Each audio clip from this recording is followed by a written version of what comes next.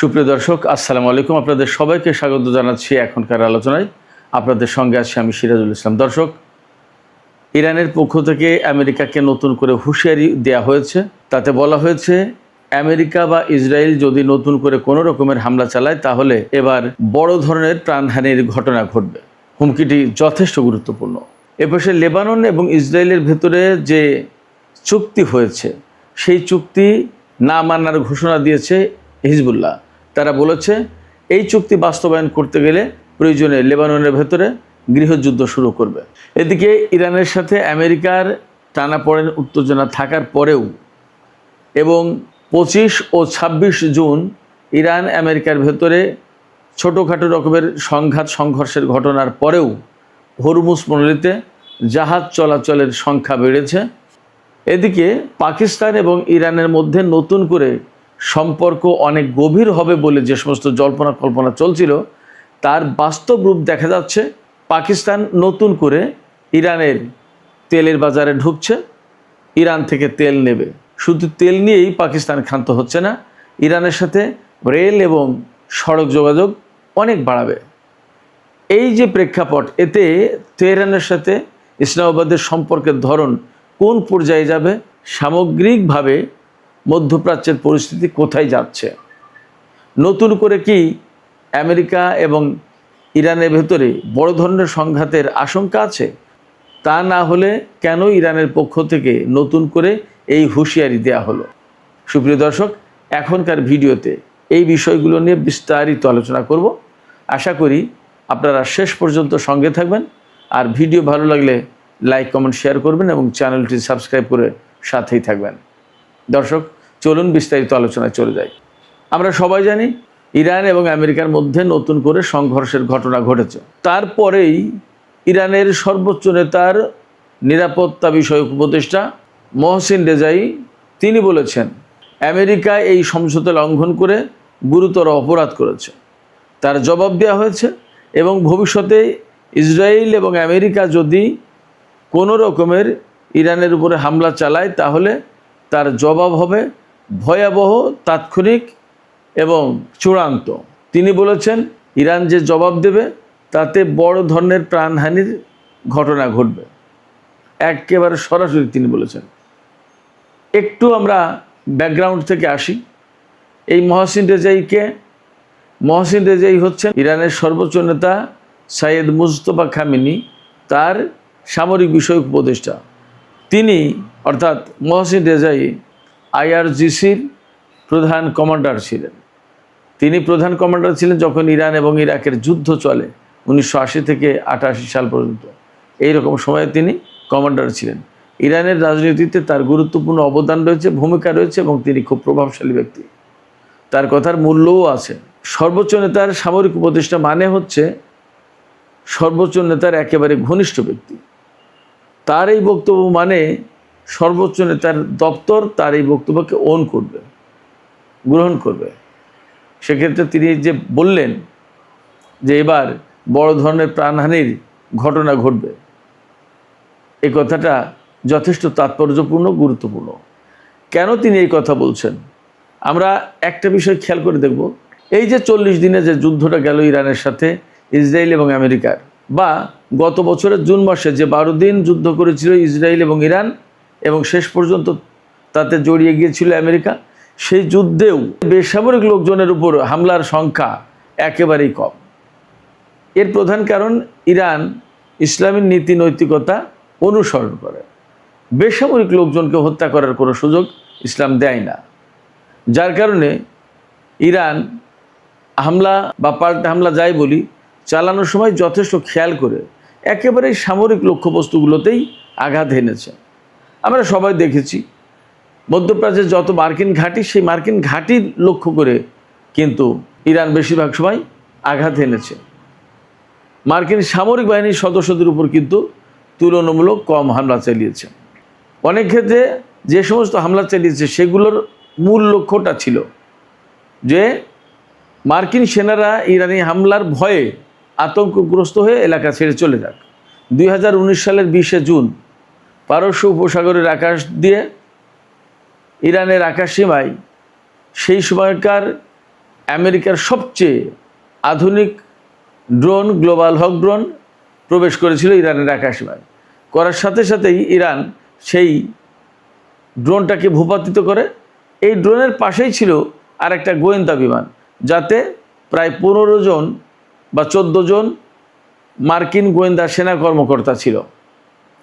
সেই বিমানকে Iran signal দিয়ে সেন্টকমকে জানিয়েছিল যে তোমাদের বিমান সরাও, তা না হলে ওটাকেও কিন্তু ফেলে দেব।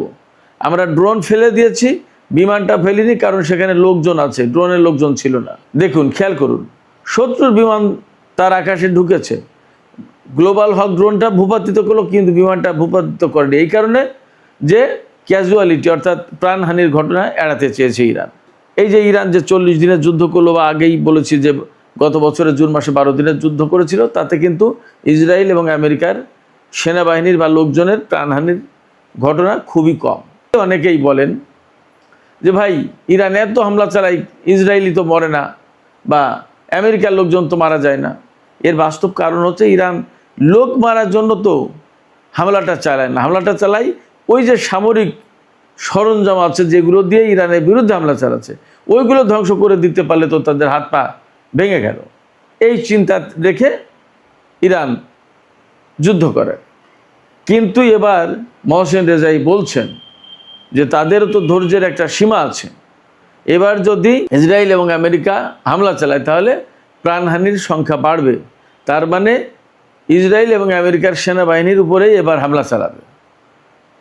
যুদ্ধে সামরিক বাহিনীর উপর হামলা চালানোর এখতিয়ার বা অনুমতি তো ইসলাম দিয়েছে। সেই বিষয়টা এবার ইরানের সামরিক বাহিনী অনুসরণ করবে। সেক্ষেত্রে মহসেন রেজাইর যে বক্তব্য, এই বক্তব্য বিশেষ তাৎপর্যপূর্ণ। এখান থেকে ইসরায়েল এবং আমেরিকার জন্য মেসেজ আছে।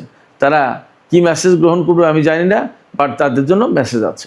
এদিকে লেবাননের হিজবুল্লাহ ঘোষণা করেছে ইসরায়েল এবং লেবানন সরকারের ভেতরে যে চুক্তি হয়েছে, সেই চুক্তি হিজবুল্লাহ মানবে না। এই চুক্তি হয়েছে মূলত আমেরিকার মধ্যস্থতায়, আমেরিকার রাজধানী ওয়াশিংটন ডিসিতে আলোচনার পর এই চুক্তি হয়েছে। বাট হিজবুল্লাহ বলছে যে লেবাননের সরকার যে চুক্তি করেছে, এই চুক্তি সম্পূর্ণভাবে ইসরায়েলের পক্ষে যায়। কারণ এই চুক্তিতে বলা হয়েছে লেবানন থেকে আংশিক সেনা প্রত্যাহার করবে, আর দক্ষিণ অঞ্চলের যে এলাকায় ইসরায়েলি সেনা আছে সেখানে তারা অবস্থান করতে পারবে। তার মানে লেবাননের একটা অংশ ইসরায়েলিদের দখলদারিত্বের জন্য ব্যবস্থা করে দেওয়া হয়েছে এই চুক্তিতে। হিজবুল্লাহ এই কথা বলছে। ফলে তারা এই চুক্তি মানতে রাজি না। শুধু তাই না, এই চুক্তিতে বলা হয়েছে লেবাননের সরকার হিজবুল্লাহর সদস্যদেরকে, হিজবুল্লাহ যোদ্ধাদেরকে নিরস্ত্রীকরণ করবে, অর্থাৎ তাদের কাছ থেকে আর্মস কেড়ে নেবে। তাদের কাছে আর্মস অস্ত্র থাকতে পারবে না। হিজবুল্লাহ এই চুক্তির এই ধারার বিরুদ্ধে একেবারে সরাসরি হুঁশিয়ারি দিয়ে বলেছে, কোনো মতে এই চুক্তি বাস্তবায়ন করতে গেলে হিজবুল্লাহ ডিজার্ম তো হবেই না, অর্থাৎ অস্ত্র তো সমর্পণ করবেই না, বরং দেশে গৃহযুদ্ধ লাগাবে। তাইলে পরিস্থিতি কি হচ্ছে? লেবানন কোন দিকে যাচ্ছে? এই চুক্তি করে যদি ইসরায়েলের স্বার্থ তাদের হাতে তুলে দেওয়া হয় লেবাননের ভেতরে, তার মানে লেবাননকে বিকিয়ে দেওয়া হয়, তাহলে হিজবুল্লাহ তো সেটা মানবে না। তাদের বক্তব্য অনুযায়ী তারা বলছে, আমরা যেখানে দেশের স্বাধীনতার সার্বভৌমত্ব এবং স্বার্থ রক্ষা করছি, সেখানে চুক্তি করে ইসরায়েলের হাতে তো এই স্বাধীনতার সার্বভৌমত্ব এবং স্বার্থ তুলে দেওয়ার কোনো মানে নেই, এবং এটা হিজবুল্লাহ মানবে না। তাতে বোঝা যাচ্ছে লেবাননের পরিস্থিতি এই চুক্তির কারণে আরও জটিল হলো। যেখানে সমাধান হওয়ার কথা সেখানে জটিল করলো, এবং মনে হচ্ছে লেবানন সরকারের সাথে হিজবুল্লাহর একটা বড় রকমের দ্বন্দ্ব শুরু হয়ে যাবে। দেখা যাক, ভবিষ্যতে বলবে। আমরা কয়েকদিন অপেক্ষা করলেই বুঝতে পারবো যে আসলে পরিস্থিতি কোথায় যাচ্ছে। এবার আসি হরমুজ প্রণালী, পারস্য উপসাগরে জাহাজ চলাচল এবং পাকিস্তান আর ইরান, এই দুই দেশের মধ্যে যে স্বার্থগত সম্পর্ক অনেক বেশি গভীর হচ্ছে, সেই সম্পর্কের গভীরতা নিয়ে কিছু আলোচনা করি। প্রথমে আমি হরমুজ প্রণালীতে জাহাজ চলাচল যে বেড়ে গেছে এই প্রসঙ্গে কথা বলি। প্রথমত, হরমুজ প্রণালী কতটা গুরুত্বপূর্ণ সেটা আমরা সবাই জানি। বিশ্বে যত সার লাগে, রাসায়নিক সার, তার 30%-এর বেশি এই রুট দিয়ে পরিবহন করা হয়। অর্থাৎ মধ্যপ্রাচ্যের বিভিন্ন দেশ থেকে এই সার নিয়ে বিশ্বের বিভিন্ন প্রান্তে পৌঁছে দেওয়া হয়। তার মানে জ্বালানি যেমন গুরুত্বপূর্ণ, তেমনি সার কৃষির জন্য অনেক বেশি গুরুত্বপূর্ণ। তার মানে খুবই মৌলিক এবং অপরিহার্য গুরুত্বপূর্ণ দুটি উপাদান এই মধ্যপ্রাচ্য এবং হরমুজ প্রণালী দিয়ে পরিবহন করা হয়, এবং বিশ্বের অর্থনীতি এবং খাদ্যের চালিকা শক্তি হিসেবে এই দুটো জিনিস কাজ করে। সেই দুটো জিনিস এই হরমুজ প্রণালী দিয়ে পরিবহন করা হয়।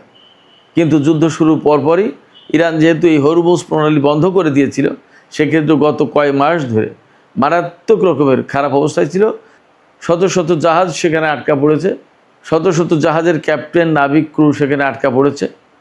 একই সাথে সারা বিশ্বে তেল এবং সারের চালান পৌঁছাতে না পারার কারণে সারা বিশ্বের অর্থনীতি মারাত্মক ঝুঁকির মুখে পড়েছে। এই অবস্থা থেকে আমেরিকা ইরানের সাথে একটা চুক্তি করে এই পরিস্থিতি সামাল দেওয়ার চেষ্টা করেছে। ইসলামাবাদ সমঝোতা স্মারক নামে যে চুক্তি সই হয়েছে ইরান এবং আমেরিকার মধ্যে, তারপরেই কিন্তু হরমুজ প্রণালী থেকে এই চুক্তির শর্ত মোতাবেক হরমুজ প্রণালী থেকে ইরান তার কন্ট্রোল অনেকটা শিথিল করেছে, আর আমেরিকা তার নৌ অবরোধ তুলে নিয়েছে। হরমুজ প্রণালীতে যদিও আমেরিকার অবরোধ তুলে নেওয়া হয়েছে সেখান থেকে, কিন্তু ইরানের একটা নিয়ন্ত্রণমূলক ব্যবস্থা কার্যকর রয়েছে, যার কারণে একেবারে সবাই ফ্রিলি জাহাজ চালাতে পারছে না। তারপরেও আমরা দেখতে পাচ্ছি কেপলারের তথ্য অনুযায়ী 24 তারিখ অর্থাৎ বৃহস্পতিবার হরমুজ প্রণালী দিয়ে জাহাজ চলাচলের পরিমাণ শতকরা 105 বেড়েছে।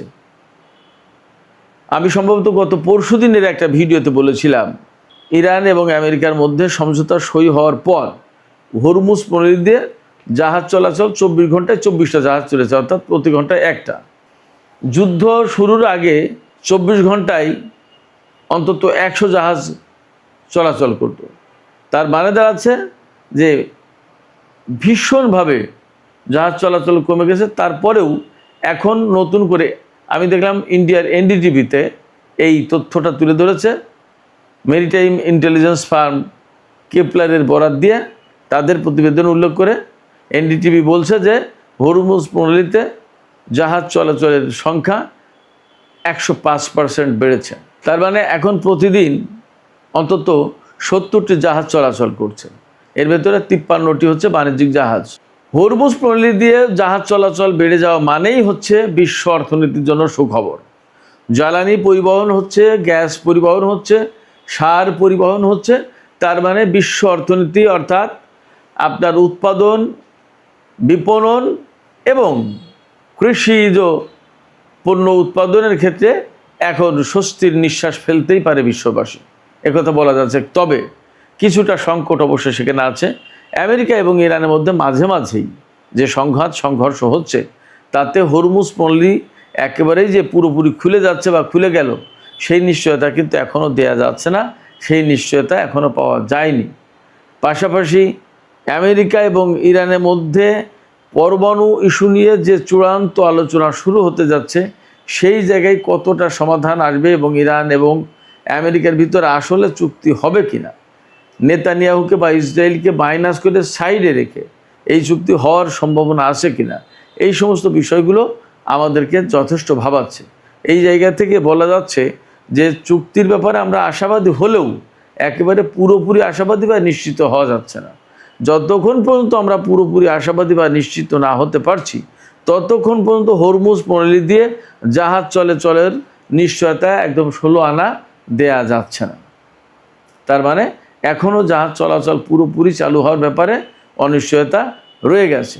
এই ক্ষেত্রে আমেরিকা, ইরান বা সংশ্লিষ্ট সব পক্ষ কতটা দায়িত্বশীল ভূমিকা পালন করতে পারবে তার উপরে ডিপেন্ড করবে এর সফলতা।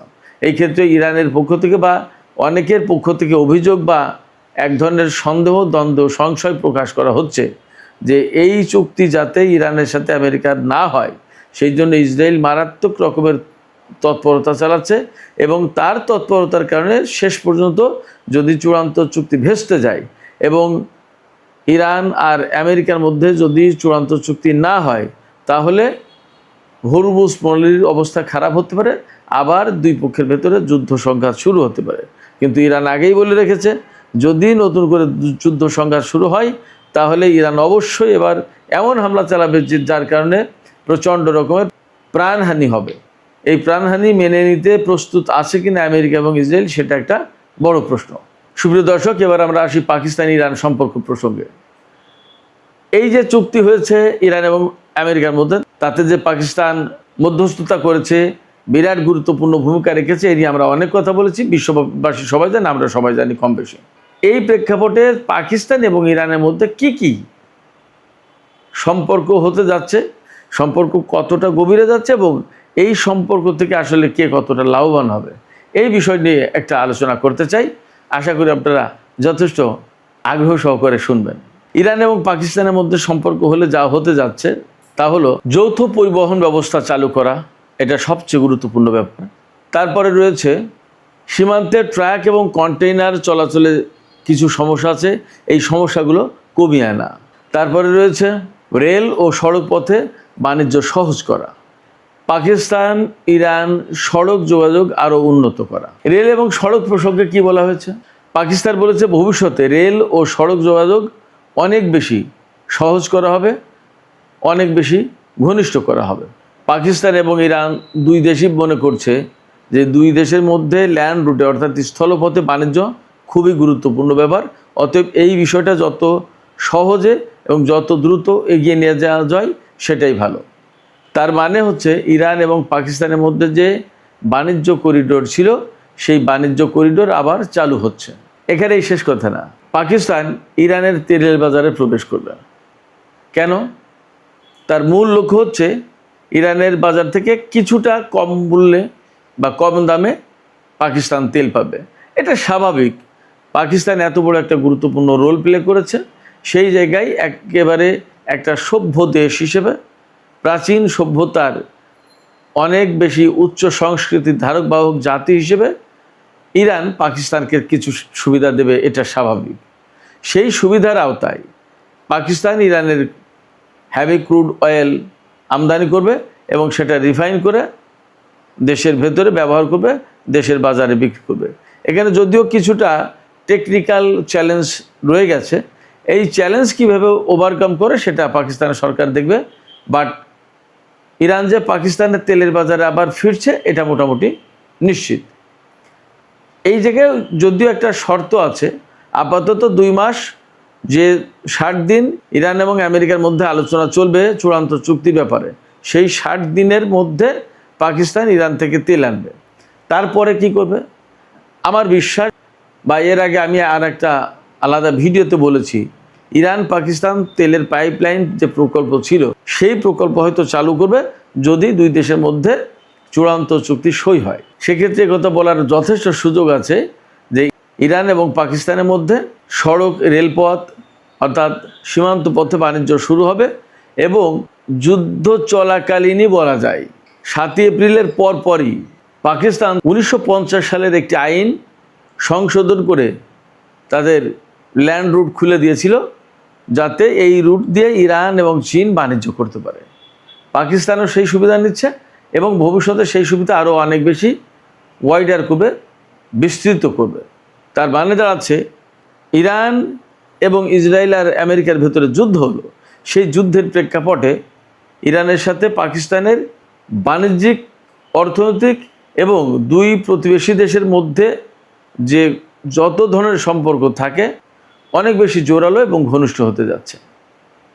তাতে শুধু ইরান এবং পাকিস্তানের মধ্যকার সম্পর্কে প্রভাব পড়বে না, এই প্রভাব পড়বে মধ্যপ্রাচ্যের সামগ্রিক ভূরাজনীতিতে। সুপ্রিয় দর্শক, এখনকার আলোচনা এখানে শেষ করতে চাই। আলোচনা শেষ করার আগে আমি আপনাদের কাছে প্রশ্ন করি, একটু আপনাদের মতামত জানতে চাই। মূলত সেটা হচ্ছে ইরানের IRGCর সাবেক কমান্ডার এবং বর্তমানে সর্বোচ্চ নেতার সামরিক উপদেষ্টা মেজর জেনারেল মহসিন রেজাই, তিনি যে হুমকি দিলেন যে ইসরায়েল এবং আমেরিকা যদি ইরানের উপর হামলা চালায় তাহলে বড় ধরনের প্রাণহানির মুখে পড়বে তারা।